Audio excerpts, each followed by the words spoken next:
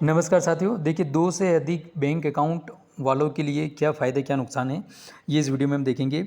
जैसे कि यहाँ पे बताया हुआ है एक समाचार के अकॉर्डिंग, न्यूज़ के अकॉर्डिंग कि डिजिटल युग में जैसे ज़्यादा बैंक खाते रखने वालों पर जो है बैंक अकाउंट और यूपीआई को कनेक्ट करना जितना आसान होता है उतना मुश्किल बैंक की कंडीशन पूरी करना भी होता है। अधिक ट्रांजैक्शन की वजह से भी काफ़ी दिक्कतें होती है। इसी टाइप से एक से अधिक बैंक अकाउंट होने पर चार्जेस कई सहित कई तरह के लफड़े भी होते हैं।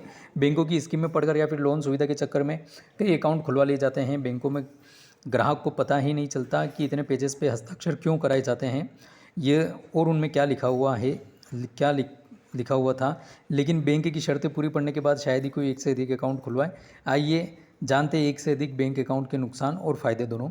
यदि आप लोन, पीएफ या म्यूचुअल फंड लेने का सोच रहे हैं या फिक्स डिपॉजिट के लिए अलग अलग खातों में अकाउंट खुलवाना चाहते हैं तो जानिए आप इन्हें कैसे बैलेंस कर सकते हैं। विभिन्न ऑफर का लाभ लें। बैंकों को अपने कस्टमर बढ़ाने होते हैं जिसके चलते वे कई तरह के ऑफर निकालते हैं, जैसे कि ब्याज दरों, डेबिट कार्ड, बीमा, बैंक लॉकर, लोन समेत कई चीज़ों का ऑफर उपलब्ध कराते हैं। यही देख आप अलग अलग बैंकों में खाता खुलवा कर इसका लाभ उठा सकते हैं। एक से ज़्यादा अकाउंट होने से ट्रेन, फ्लाइट की टिकटों को कराने में भी आसानी होती है।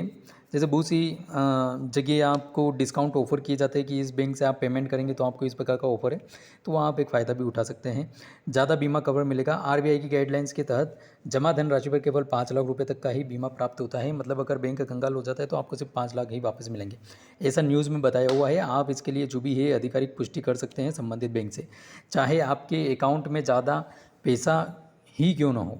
इसलिए आप बीमा करा कर अपने पैसों को सिक्योर कर सकते हैं। तो ये भी एक इसमें बताई हुई है जानकारी। बैंक के डेबिट कार्ड, एक से ज़्यादा बैंक में अकाउंट खोलने का फ़ायदा यह भी होता है कि आपको उन बैंकों का डेबिट कार्ड मिल जाता है जिससे आप कभी भी बैंक एटीएम से पैसे निकाल सकते हैं, अलग अलग बैंक से अलग अलग ट्रांजैक्शन करके उसके एटीएम से। तो इसमें ट्रांजैक्शन वगैरह के कुछ चार्जेस वगैरह का भी दिक्कत नहीं होती। एक से ज़्यादा बैंक अकाउंट खुलवाने पर फ़ायदा ही नहीं, नुकसान भी उतना ही होता है। सोच समझ कर बैंक अकाउंट खुलवाए। इसी टाइप से जैसे धोखाधड़ी बताया हुआ है, यदि एक से ज़्यादा अकाउंट को सही तरीके से मेंटेन नहीं कर पाए तो निष्क्रिय पड़े तो अकाउंट जो है निष्क्रिय भी हो जाते हैं, इनएक्टिव भी हो जाते हैं।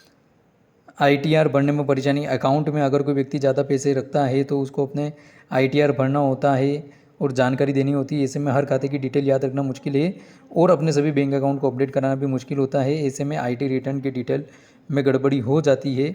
ऐसा नहीं, सबके साथ में ऐसी दिक्कत होती ही है, लेकिन एक जानकारी है, एक सामान्य जानकारी वो अब आपको बता रहे हैं जैसा कि इसमें न्यूज़ में बताया हुआ है।